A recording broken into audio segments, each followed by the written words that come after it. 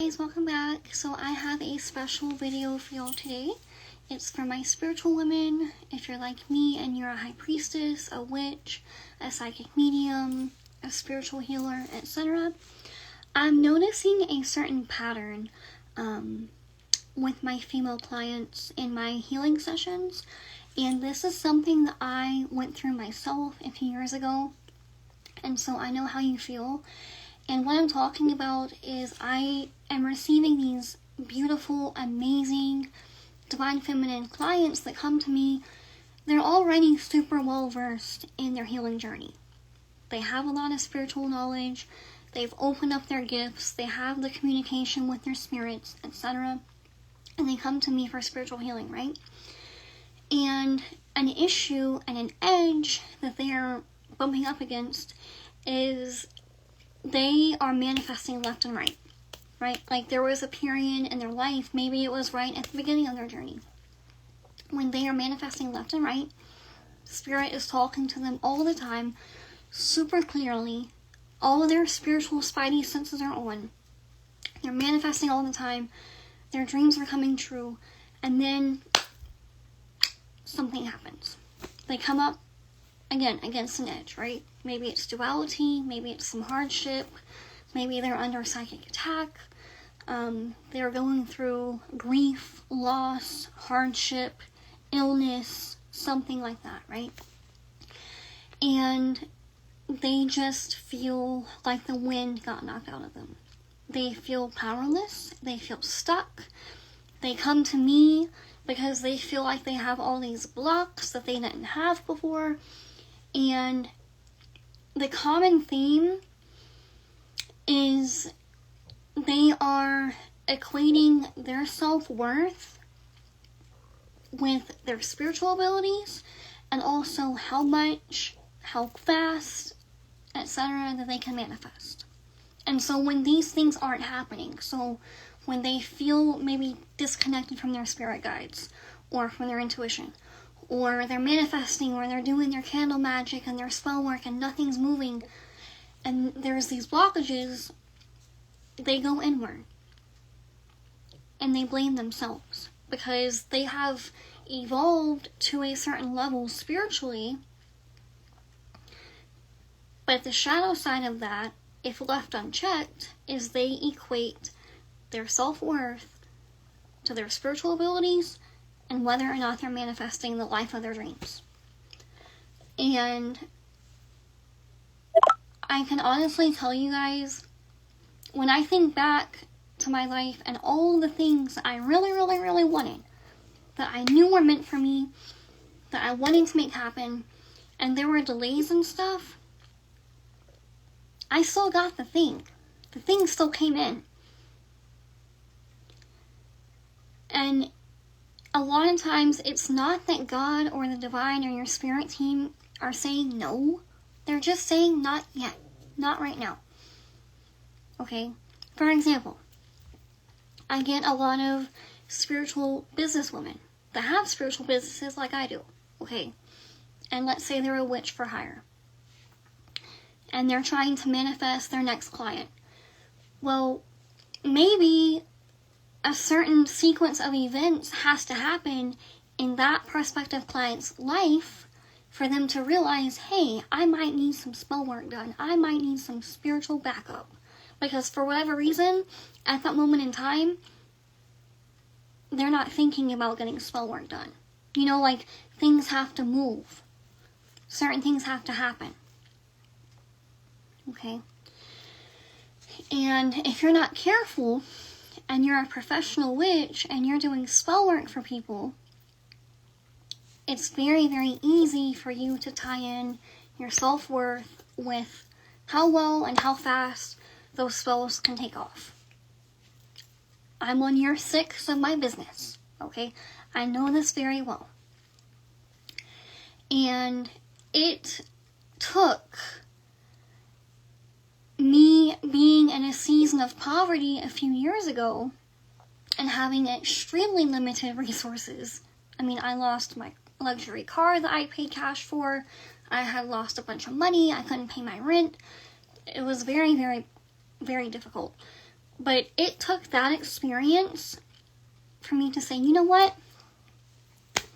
Money is not manifesting right now. And to be honest with you, God, I feel like my spirits can't hear me. So not only do I feel poor, like I can't manifest money, I also feel disconnected from my spirits and my higher self and my own intuition because I don't know what the fuck to do. And I finally got to a point where I just had to surrender and say, you know what? As shitty as this is, this says nothing about my self-worth. My self-worth does not come from my spiritual abilities. My self-worth does not come from how well I can or can't manifest. Because it's going to change over time in your life. Okay? If you are evolving spiritually, then, you'll get stronger. You know, you've worked through certain soul contracts. And ideally, your existence on this earth does get better and easier the more you evolve. But you also have to remember all those times that you did manifest the thing super quickly. So are you just going to forget about all those times that you were very well and capable to manifest a thing and you did? But sometimes Spirit will allow us to go through these very, very difficult situations so that we are forced to break that pattern. To say, you know what, I'm at rock bottom, and still this doesn't say shit about me or my spiritual power or who I am as a woman. Especially if you're like me and you had people repeatedly trying to tear you down. Girl, if you have relentless enemies that are unjustifiably attacking you for no reason, you're fucking powerful, and that's why they're trying to attack you. If you were a weak, non-spiritual, no magic having bitch, they wouldn't bother with you. But they see a lot of times, and this pisses me off, one day I will pick God's brain about this, but sometimes the worst of the worst people, the darkest of the dark, the most evil of the most evil, are able to see our destiny and our calling and our future and our good fortune years before we can. And that's why they try to knock you down. Because it's a lot easier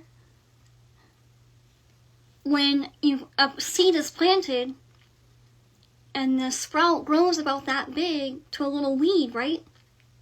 It's a lot easier to keep pulling that from the ground when it sprouts up than to take down a 10-foot tree, aka who you're meant to become. So they try to get you in the early stages so that you never become it. Maybe it's envy, or maybe they have the twisted ass belief that by knocking you down, they will receive those blessings. And if you're a good woman, a good spiritual woman, your blessings come from God. Theirs come from the devil. Two different realms. But my point is, do not allow anyone, including yourself, try to tell you that your self-worth is based on your spiritual abilities or how well you can or can't manifest. I'm a very spiritual woman. I love my spiritual gifts. I'm thankful to have them. I am so thankful that God trusted me with what He trusted me with. And I'm also a master manifester. I've manifested a lot of amazing things over my lifetime. And I'm not even 30 yet, right? But those are only parts of who I am. And this is why it's so important to have other interests in your life that are not spiritual. You know, I have other things in my life that have nothing to do with my business or me being a priestess that I love and that I'm good at. So my self-worth is not based on one or two things.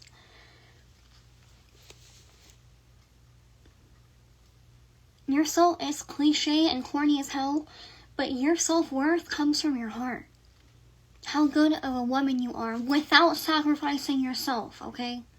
Without being a fucking martyr. We don't need any more of those. But your self-worth comes from your heart. How much love are you willing to give this fucked up planet?